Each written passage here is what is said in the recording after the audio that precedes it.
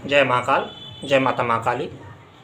आज मैं आपको कर्म के विषय में और भाग्य के विषय में और भगवान के विषय में इन तीन बातों पर अपनी बात को रखता हूँ और आप समझने का प्रयास करें कि मेरी बात सही है या फिर गलत है। ये मेरा ऐसा अपना मानना है। आप सभी लोग इस बात को माने या ना माने, ये आपके ऊपर डिपेंड करता है। तो कुछ लोग ऐसा मानते हैं कि भाग्य में जो लिखा होता है और वही होता है, और वही होता है जो भाग्य में लिखा होता है। लेकिन मेरा ऐसा मानना होता है कि भाग्य के बीच में कर्म और भगवान होता है। इस दुनिया में जैसे भाग्य होता है उसी तरह कर्म भी मौजूद होता है, क्योंकि इंसान दिन रात कर्म ही कर रहा है। और भगवान तो मौजूद है ही, क्योंकि भगवान के भरोसे ही ये दुनिया चल रही है, भगवान के बलबूते पर ही ये दुनिया चल रही है। लेकिन मेरा यह भी एक मानना है कि कर्म इंसान के हाथ में एक ऐसी कुल्हाड़ी है कि जिससे अपने वो भाग्य को बदल सकता है।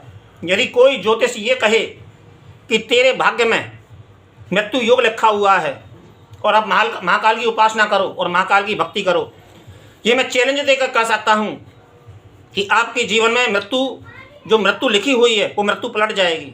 ये मेरा मानना है और ये शास्त्र का कहना है कि जो काल जो होता है वो महाकाल से ऊपर नहीं होता है, और महाकाल स्वयं महादेव को कहते हैं। और कोई भी ज्योतिष ये कहे तो मैं दावे से ये कह सकता हूँ कि उस योग को, जो मृत्यु योग लिखा हुआ है किसी कुंडली में, उस योग को बदला जा सकता है। ये कर्म के ऊपर डिपेंड करता है, क्योंकि ये कर्म क्षेत्र में आता है। कर्म मनुष्य के हाथ में एक ऐसी कुल्हाड़ी है। गीता यही तो उद्घोष करती है। गीता और कहती क्या है? गीता में कर्म का ही तो सिद्धांत है, और है ही क्या गीता में?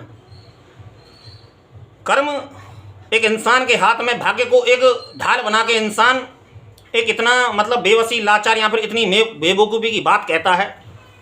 कहने वाले ये भी कहते हैं कि राम होए वही जो राम रच राखा।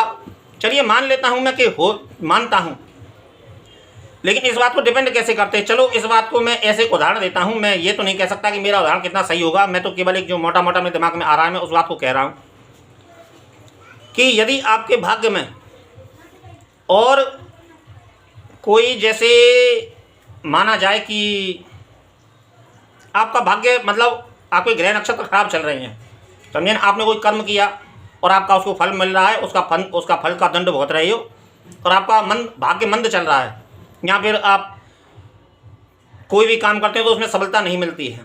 हो सकता है, ऐसा होता है अक्सर, क्योंकि कर्म करते समय व्यक्ति ध्यान नहीं देता और वो कहता है कि जो होगा सो देखा जाएगा। कर्म करते चलते हैं, आँख मीच के कर्म करता चलता रहता है व्यक्ति, और सोचता विचारता नहीं है। और इन बातों को ध्यान देना चाहिए व्यक्ति को, कर्म करते समय विशेष ध्यान देना चाहिए, क्योंकि कर्म का फल ही हमको मिलता है जगत में। जैसा हम कर्म करते हैं उसी के हिसाब से कर्म तो हम अपने हिसाब से कर सकते हैं। ये खुली छूट है इंसान के लिए। 50-55 वर्ष तक या फिर लास्ट उम्र तक इंसान को खुली छूट है, ऊपर वाले की तरफ से खुली छूट है। वो कभी इंसान के कर्म में हस्तक्षेप नहीं करता है। लेकिन एक बात यह भी आती है कि जब हम कर्म करते हैं तो कर्म करते समय हमें विशेष ध्यान देना चाहिए। अब मान लिया जाए कि हमारे भाग्य में मंद भाग्य चल रहा है और हम किसी भी कारोबार में हाथ डालते हैं तो हमको लक्ष्मी की प्राप्ति नहीं होती, या फिर बार बार हाथ से निकल जाती है, या फिर असफल बनता रहता है। हो सकता है ऐसा होता है, अनेक लोगों के साथ में होता है।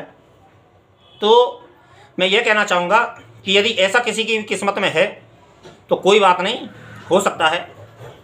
उसको पलटने के लिए आप कर्म कर सकते हैं। कर्म आपके हाथ में एक ऐसी कुल्हाड़ी है, उसके विषय में आप सबसे पहले तो आप किसी भी महादेव को, महाशक्ति को आप साधिए। किसी भी महादेव महाशक्ति को साधिए, जैसे कि महादेव हैं, श्री हरि हैं, माता काली हैं। लेकिन माता काली की सेवा के पहले एक बात विशेष ध्यान रखना, जो भक्त हैं उनसे तो मैं नहीं कहना चाहूँगा, लेकिन माता काली की सेवा हर किसी को सूट नहीं करती है, ऐसा शिव जी कहते हैं। और शिव जी का ऐसा कथन है कि माता काली की सेवा हर किसी को नहीं करनी चाहिए। और यदि आप माता काली की सेवा करना चाहें तो सबसे पहले एक सिद्धांत होता है कि शिव जी को पूजिए आप, और शिव जी से आज्ञा लीजिए आप माता काली को पूजने की, क्योंकि उन्हीं के पास में उनका ये अधिकार है। और कोई उनका परम भक्त है तो उनके लिए कोई खुली छूट है। ऐसी बात नहीं है कि माता काली की सेवा कोई नहीं कर सकता है। लेकिन हर किसी को, कुछ लोग लोभ के बस में होकर, क्योंकि बहुत से मंत्र ऐसे होते हैं पढ़ लेते हैं कोई कहीं से लोग कि इसका फल बहुत अमोघ है और अचूक है, इसका फल होता है, ऐसी बात नहीं, अचूक ही होता है और अमोघ ही होता है। लेकिन हर किसी को माता काली की सेवा नहीं करनी चाहिए। माता काली की सेवा बहुत से कहने वाले लोग यह भी कहते हैं कि माता काली की मूर्ति या फिर कोई भी फ़ोटो वगैरह घर में नहीं लगाना चाहिए, लेकिन मैं ऐसा नहीं मानता। मेरे मंदिर में है घर में, और मेरे घर में फैमिली है और सब में नॉर्मल खुशीपूर्वक रहता हूँ, कोई ऐसी दिक्कत नहीं है। तो यह तो एक बात ही है। और दूसरी बात, सबसे पहले कि माँ शक्ति को साधिए। यदि आपको ग्रह नक्षत्र किस्मत खराब चल रही है तो सबसे पहले तो अपने कर्म को एक संतुलन बनाइए, कर्म करते समय विशेष ध्यान दीजिए और भगवान पे भरोसा कीजिए। यह मैं बात कह सकता हूँ कि 1-1.5 साल 2 साल सेवा आप कीजिए और आप अपने जीवन में बदलाव देखना। ये करने के बाद भी होता है, क्योंकि जहर खाने के बाद भी आदमी मरता है, जहर को दूर से देखने से आदमी नहीं मरता है। ये एक सिद्धांत है। चीनी को मुंह में डालने से ही, चीनी आपके पास में रखी हो तो उसकी मिठास नहीं आएगी जब तक आप मुंह में नहीं डालोगे उसको। ये कर्म का सिद्धांत होता है। दूसरी बात कि आप सबसे पहले किसी भी महाशक्ति को साधिए। एक नॉर्मली महादेव हुए, विष्णु जी हुए, श्री हरि कृष्ण भी कह सकते हो उनको, राम भी कह सकते हो। और यदि आपके जीवन में लक्ष्मी योग नहीं है तो आप लक्ष्मी जी की भी सेवा साथ में कर सकते हैं, लेकिन ये कर्म के सिद्धांत में आता है। कोई भी आप एक ऐसा स्तोत्र पकड़िए। एक मैं आपको एक बहुत अमोघ स्तोत्र बता रहा हूँ जो कि मैंने स्वयं किया है और स्वयं करता हूँ और जीवन भर उस स्तोत्र को मैं करूँगा। मैं शिव जी का सहस्त्र नाम का एक स्तोत्र आता है, उसमें 1008 नाम है शिव जी के, और वो वही स्तोत्र है जो श्री हरि ने सुदर्शन चक्र पाने के लिए किया था शिव जी के लिए। तो मैंने भी उस स्तोत्र को अपने जीवन में, मेरे भी जीवन में बुरा समय आया था, मैंने भी बहुत बुरा समय देखा है। ऐसी बात नहीं, मेरे परिवार ने, मेरी बीवी बच्चों ने बहुत बुरा समय देखा है और बहुत बुरा समय देखा है। लेकिन कर्म का सिद्धांत एक ऐसा सिद्धांत होता है कि मैं इस बात को मानता हूँ सदा से कि कर्म का एक सिद्धांत ऐसा होता है कि आदमी की किस्मत को पलट सकता है। तो आप एक महाशक्ति को साधिए और एक स्तोत्र का पाठ कीजिए और आप उसमें एक मनोकामना रखिए। लेकिन एक बात और याद रखना कि मनोकामना में आप कुछ भी मांग सकते हैं, लेकिन एक विशेष चीज़ मांगेंगे तो उस स्तोत्र का एक नियम और है कि पहली बात तो ब्रह्मचर्य के साथ में होता है वो स्तोत्र। आप बिना ब्रह्मचर्य के साथ भी कर सकते हैं, ऐसी बात नहीं है। और लेकिन उसका कायदा जो होता है, मनमाफिक फल पाने के लिए उसको ब्रह्मचर्य के साथ में किया जाता है। 1 वर्ष का उसका नियम है। उसमें से आप कुछ भी एक चीज़ मांग सकते हैं, और यदि आप ज़्यादा चीज़ें मांगना चाहें तो वो फल बढ़ जाएगा आपका, वो फल बढ़ जाएगा। जैसे कि अब ये मानो कि आपके घर में कोई रोग वगैरह है और या फिर पैसे की भी तंगी है और मान सम्मान भी नहीं है समाज में, तो आप ये सारी चीज़ें मांगेंगे तो वो फल बढ़ जाएगा चारों तरफ। वो फल फिर टुकड़ों में हो जाएगा तो वो आपको कम नज़र आएगा, और होगा ज़रूर, फ़ायदा तो आपको होगा, चारों तरफ से होगा, चारों धीरे धीरे आपकी। लेकिन एक बात यह भी समझें कि हम जैसा सोचते हैं, चमत्कार जैसी कोई चीज़ होती नहीं है इस दुनिया में। क्योंकि कर्म का एक ऐसा सिद्धांत होता है कि यूट्यूब पर या फिर बहुत से लोग बड़ा चढ़ाकर बात करते हैं कि ये होता है और वो होता है, तो मैं ऐसी बातों को नहीं करता।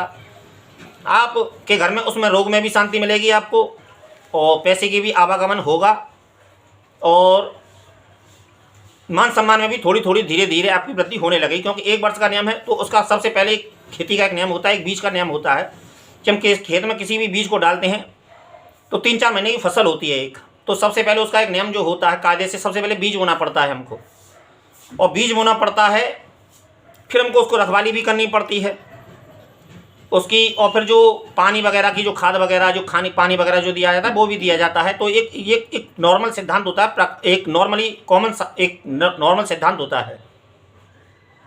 फिर उसके बाद में 3-4 महीने के बाद में फसल आती है, तो 3-4 महीने के बाद में फसल आती है, तब हम उसका उपयोग कर पाते हैं, तब उसका हमें फल मिलता है। ये एक नियम होता है, सिद्धांत। हर चीज़ का अपना अपना एक, ऐसे अब जैसे बहुत से पेड़ होते हैं तो उसमें थोड़ा सा समय लगता है, हर चीज़ का अपना अपना एक सिद्धांत है, प्रकृति ने अपना अपना एक सिद्धांत बनाया, वो उसी रूप से चलती है। तो आप उसको कीजिए, आपके जीवन में बदलाव जरूर होगा। अब इसमें एक समस्या एक ये होती है, मैंने यह देखा है, मैंने स्वयं के जीवन में ये पाया है कि जब हमारी किस्मत नीचे के पायदान पे चलती है और जब हम गिर जाते हैं, जब हम ऊंची पोस्ट पर होते हैं और कहीं हमारे साथ में कोई हादसा या फिर कोई भी दुर्घटना हो जाए और हम नीचे के पायदान पे आ जाते हैं, यहाँ पर मतलब गिर जाते हैं, हमारे बिजनेस पे, व्यापार कारोबार सारा विफल हो जाता है और सारी चीज़ें नष्ट हो जाती हैं, तो व्यक्ति एकदम ज़मीन पे आ जाता है, उसके नीचे से ज़मीन खिसक जाती है। ऐसा मेरा मानना है। आपका मानना क्या है ये आप अपने शब्दों में व्यक्त कर सकते हैं। तो उसमें एक चीज़ आती है, जब हम किसी भी जब देव को पकड़ते हैं तो हमारे काम तो बनते हैं, लेकिन स्त्री लक्ष्मी घर में स्थिर नहीं रहती है। पैसा तो आएगा हमारे घर में, लेकिन वो उससे नहीं रहेगा, पैसा जितना भी आएगा वो सारा खर्च हो जाएगा। फूटी किस्मत की ये एक निशानी होती है। तो उसमें भी एक मैं आपको एक और बात बता रहा हूँ कि फूटी किस्मत, जब हम उस महादेव को जब हम सहस्त्र नाम का पाठ करेंगे तो हमारे घर में ये सारी चीज़ें, हमारे घर में बीमारी में भी शांति मिलेगी, हमारे परिवार में जिस भी व्यक्ति को बीमारी शांत है, और कारोबार भी हमारा चलेगा और धन वगैरह भी आएगा हमारे घर में, उसकी एक अलग बात है। लेकिन उसके लिए हमें व्यापार करना पड़ता है और मान सम्मान में भी धीरे धीरे वृद्धि होने लग जाती है। लेकिन इसमें फूटी किस्मत की एक तकदीर, फूटी किस्मत की एक वो होती है कि आपके घर में लक्ष्मी नहीं टिकेगी। तो लक्ष्मी को रोकने के लिए आप शिव तांडव स्तोत्र का पाठ करें। यह जो स्तोत्र का, जो शिव सहस्त्रनाम का जो स्तोत्र है, ये करीब नहीं तो 1008 नाम का पाठ है। इसमें जितना भी समय लगे ये आपका एक अपना वो होता है। और एक शिव तांडव स्तोत्र होता है, वो छोटा होता है। उसमें रावण ने जो स्तोत्र का पाठ किया है, रावण जो स्तोत्र का पाठ करता था वो शिव तांडव स्तोत्र था। वो लक्ष्मी को रोकने का काम करता है। लक्ष्मी रोकने का अर्थ यह नहीं कि आपके घर में सारी लक्ष्मी आएगी और रुक जाएगी। खर्चा जो होता है, कहीं ना कहीं आप में से जितना भी आप धन कमाते हैं उसमें से कहीं ना कहीं कोई ना कुछ थोड़ा बहुत धन रुकेगा आपके घर में, थोड़ा बहुत धन रुक के रहेगा उसमें, और धन वो रुकेगा कहीं से। और जैसे अब उस स्तोत्र का पाठ नहीं करती, क्योंकि बहुत से हमको जब हम ऊंचे से पायदान से नीचे गिर जाते हैं और बहुत सी चीज़ें हमारे हाथ से निकल जाती हैं, फिसल जाती हैं, कहीं ना कहीं कोई ना कोई ऐसा कर्म होता है या फिर कोई दूसरे के जरिए किया हुआ कर्म भी होता है। कभी कभी बहुत सी बातें होती हैं जीवन में, ध्यान देना चाहिए इस बात को। व्यक्ति को जीवन जीते समय कभी भी किसी पर आंख मूंद के भरोसा नहीं करना चाहिए इस दुनिया में, सिवाय भगवान के। और भगवान की मैं एक बात बता दूं कि भगवान पे आप आंख मीच के भरोसा कर सकते हैं, लेकिन इंसान पे कभी मत करना इस दुनिया में। चाहे कितना भी सगा हो आपका, कितना भी सगा, समझे ना, कितना भी सगा हो, कभी आंख मीच के भरोसा इंसान पे मत करना इस दुनिया में। ये मेरा व्यक्तिगत खुद का प्रैक्टिकल है और इतिहास में भी ये भरा हुआ पड़ा है। बहुत सी कहानी है, बहुत से इतने शब्दों में इतना ना तो व्यक्ति के पास में समय होता है, तो उसको भी बदल सकता है। और यह तो मैं कर्म की बात कर रहा हूँ कि कर्म, इंसान यदि फिसल जाए कभी भी तो भगवान का साथ लीजिए। इस इंसान पे दाव कभी मत लगाइए, क्योंकि इंसान हमेशा धोखा देता है और इंसान हमेशा रंग बदलता है अपना। इंसान की ये फितरत है और सदा का यही कर्म है। और भगवान आपकी मदद करेगा। आप आजमाइए अपने जीवन में। बहुत से लोग इस बात को तवज्जो नहीं देते हैं कि कर्म करते समय बहुत से लोग मनमानी करते हैं और कहते हैं कि जो होगा देखा जाएगा। ऐसा कुछ नहीं होता है। जब देखने का समय आता है तो इंसान देख नहीं पाता। और जब बही खाते खुलते हैं ऊपर वाले के, जब ऊपर वाला बही खाता लेके बैठता है आदमी की, तो उसका हिसाब करना इंसान के बस की बात नहीं है। और फिर इंसान यही कहता है, और कहीं कोई भारी पाप कर्म है तो बहुत से लोग खाट पकड़ लेते हैं और खाट में उसकी दुर्गतियाँ होती हैं। और कुछ लोग फिर मौत की दुआएं मांगते हैं, तो मौत की दुआएं मांगने से इस तरह मौत नहीं मिलती है, क्योंकि जीवन और मृत्यु उसके हाथ में है। कुछ लोग दुआ मांगते हैं कि ऊपर वाले उठा ले, तो ऐसे भी नहीं उठाता है वो इंसान का। जब तक कर्म पूरा नहीं हो जाएगा, जब तक उसका दंड पूरा नहीं हो जाएगा, तो वो नहीं उठाएगा। तो कर्म और भाग्य के बीच में मेरा ऐसा मानना ही, मेरी बात शायद पूरी नहीं हुई और वीडियो लंबा हो रहा है, मेरी बात पूरी नहीं हुई। तो कर्म और भाग्य एक ऐसे विपरीत शब्द हैं। कोई ये कहे कि आज मेरे भाग्य में खाना नहीं है, कोई ये कहे कि किसी के भाग्य, क्योंकि भाग्य, बहुत से लोग भाग्य का लवादा ओढ़ते हैं और लवादा ओढ़ के उसको भाग्य के ही ऊपर डिपेंड करते हैं और कुछ कर्म अपनी तरफ से प्रयास नहीं करते। तो ऐसी बात नहीं है। और आदि आपके जीवन में कोई भोजन नहीं है, और यदि आपसे भोजन मांगोगे, एक घर नहीं देगा, दूसरा घर नहीं देगा, तीसरा घर नहीं देगा, कुछ चौथा घर तो देगा। ऐसी बात नहीं, कोई ना कोई आपको भोजन अवश्य देगा। और भगवान से आप जरूर, अगर भगवान से आप प्रार्थना करेंगे कि मुझे भोजन प्राप्त हो, तो कहीं ना कहीं जाके मांगे कि ये कर्म के सिद्धांत में आता है। तो कर्म का सिद्धांत बड़ा विचित्र है। कहने को तो बहुत में बातें हैं, लेकिन व्यक्ति के पास में समय कम है, मेरे पास में भी समय कम है, आपके पास में भी समय कम है। तो कर्म को इंसान अपनी ढाल बनाए, भाग्य को अपनी ढाल ना बनाए। कहना मेरा केवल इतना है। मेरी बात शायद मैं शब्द कह नहीं पाया जो मुझे कहने थे, यहाँ पर मैं अपनी बात को रख नहीं पाया। फिर कभी आगे रखूँगा। और अब तो आना जाना लगा रहेगा आप लोगों के बीच में। और यही कहना चाहता हूँ कि कर्म एक ऐसी कुल्हाड़ी है इंसान के हाथ में। किसी भी ज्ञानी पुरुष से पूछना, जो ज्ञानी हो और जो ब्रह्म ज्ञानी हो, उससे पूछोगे तो वो जरूर तुमको इस बात का उत्तर देगा। उत्तर क्या देगा तुमको? यही कहेगा कि यही तो असली कुल्हाड़ी है जो भाग्य को पलट सकती है। कर्म एक ऐसी कुल्हाड़ी है कि पलट सकती है भाग्य को। ब्रह्मा के लिखे को कर्म एक इंसान के हाथ की एक ऐसी दौलत है।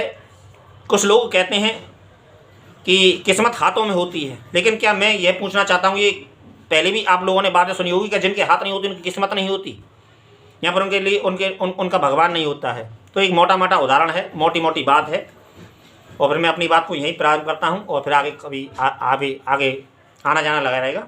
जय महाकाल, जय माता महाकाली।